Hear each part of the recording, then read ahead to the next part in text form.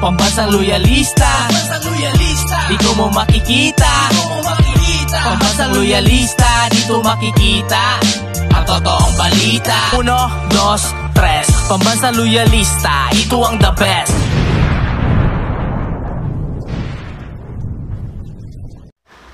Masayang araw po, mga ka-PL.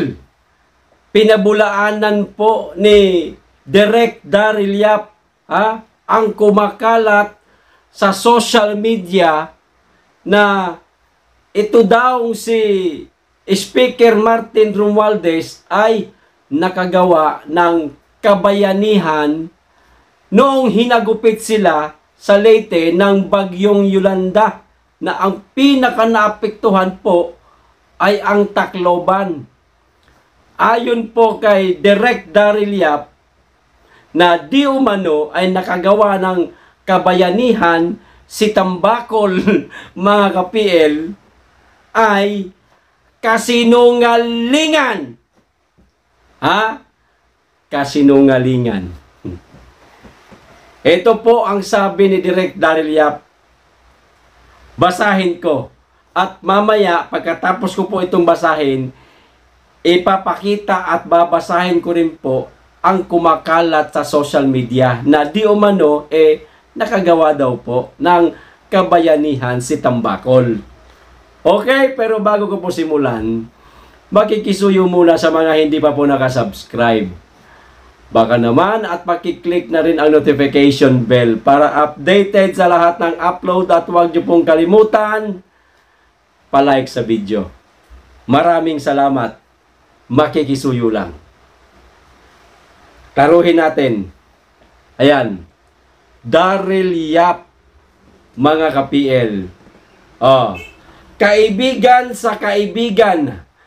Manang, I dare you. Ayan. Si Manang Aimee po, mga ka-PL, ang nabanggit niya dito na Manang, I dare you. Ayan Wala naman sa ibang tinatawag, di ba, na Manang, kundi si Senator Aimee, at magkaibigan ho yan sila. Okay?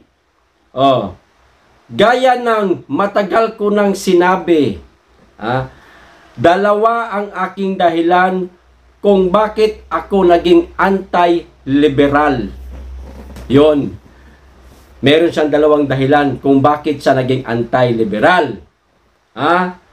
Kahit buong buhay ko, nakisimpatya ako sa mga Aquino, kanilang mga kakampi, at ipinaglalaban. Minsan siyang naging taga-simpatya ng mga Aquino. Pero biglang bumaliktad po si Daryl Yap at naging anti-liberal na. Ito po ang dahilan. Ang mga dahilan na ito ay SAF 44. Ayan. At ang pangalawa, Yolanda. Ngayon, mga ka-PL, dito po tayo mag-focus sa Yolanda kasi dito rin po nakafocus si Daryl Yap. Bilang kaibigan mo, nakatag pa talaga Senator Aimee R. Marcos. Eto na. Bakit hindi ikwento o hindi mo ikwento paano tayo naging magkakilala at bakit nating sabay na minahal si PRRD? Ayan. Hindi po sapat na sabihin mo na sinusuportahan mo si PRRD laban sa mga emote ng pinsan mo na walang iba kundi si Tambakol, mga ka-PL. Puro emote ngayon si Tambakol.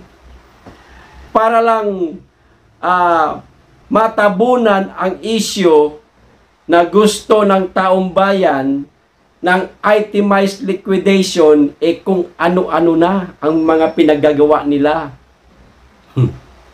Di ba?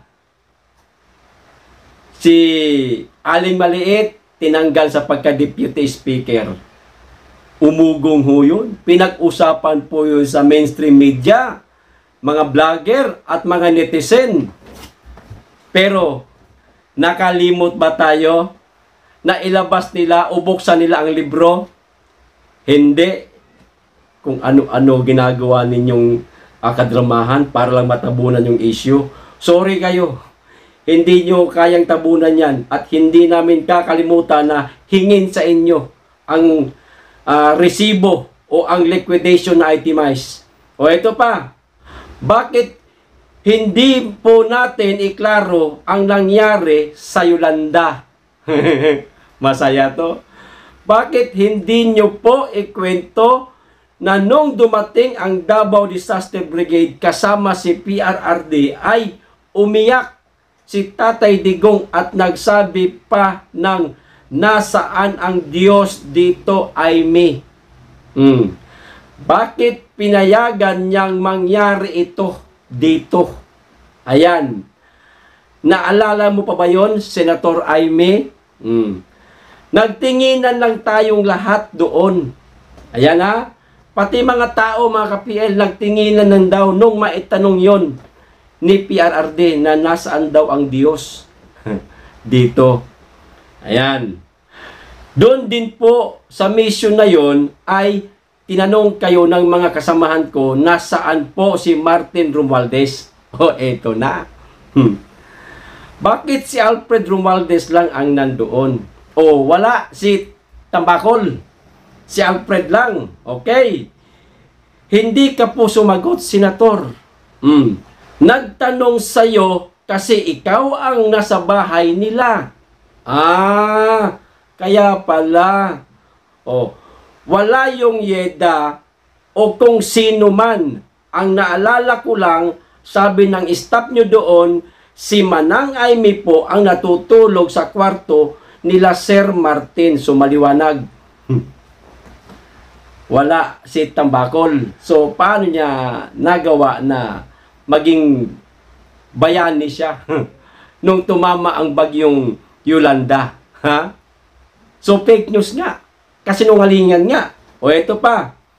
So, ang tanong ko po, Senator, kung nandoon po si Martin Romualdez, gaya ng pinagsasabi ng mga pangit niyang friend sa social media, bakit po kayo ang natutulog sa bedroom nila at bakit kayo ang nagmamando ng relief good na ibinagsak lang sa bahay nila? Sige nga. Ang totoong concern ko po ay hindi yung napakasinungaling nilang magsabing nandoon sila noong Yolanda. Kasi isang buwan kang natutulog sa kwarto nila. Ang tanong, saan po sila natutulog ng mag-asawa o asawa niya? Sa maid's quarter? Hashtag Made in Leyte.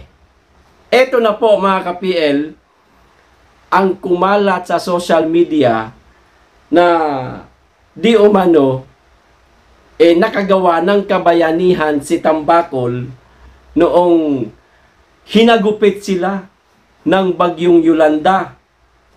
Ito, palakihin ko lang. Speaker Martin Romualdez stayed in Tacloban with the people during the devastation that was Typhoon Yolanda. Your heroism will never be forgotten, sir. Wow! Ngayon, nilagyan po ni Daryl Yap ng kasinungalingan. Ayan, no?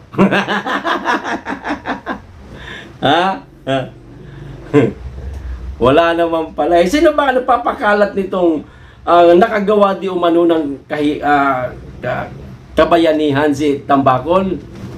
Wala naman pala. Yan ang saksi si Daryl Yap na wala si Tambakol sa sarili niyang tahanan nung hinagupit sila o hinagupit ang Tacloban, Leyte ng napakalakas na bagyong Yolanda. 10 taon na po kahapon mga ka-PL. Tapos ngayon puro pabango si Tambakol. Kung nasaan ang Pangulo, naroon din siya. Ano ibig sabihin? Nagbabadya? Sa 2025 o sa 2028? Ha? Kumparahin po natin mga ka-PL. Ang trabaho ngayon ni Speaker, puro pagpapabango. 'Di ba? Yung card program na hamon sa kanila ni Pangulo, ang bilis niya nakagawa at umabot pa siya sa Laguna. Para siyang Pangulo. Pangulo po ang galawan. Mamayang gabi, itutuloy po natin ang usapan tungkol dyan sa card program na yan. May mga video po tayong panunuorin mga ka-PL. Pang-Pangulo po ang datingan. Oho, pang-presidente na. Astang Pangulo. Antindi mo, tambakol. Ha? Samantalang kay BP Sara, ang mga ginagawa niya lang, yung tree planting, ayan, clean up drive, pamimigay lang ng mga bag sa mga estudyante, ganun lang kasimple kasi wala na ho siyang pondo Tinanggalan nga siya ng CIF. Higit sa lahat, hindi niya na may pagpapatuloy labanan nitong insurhensya. Kumbaga, gusto nilang tanggalan ng magandang trabaho si BP Sara para hindi bumango sa mata ng taong bayan. At sila lang ang mabango sa mata o sa paningin ng taong bayan.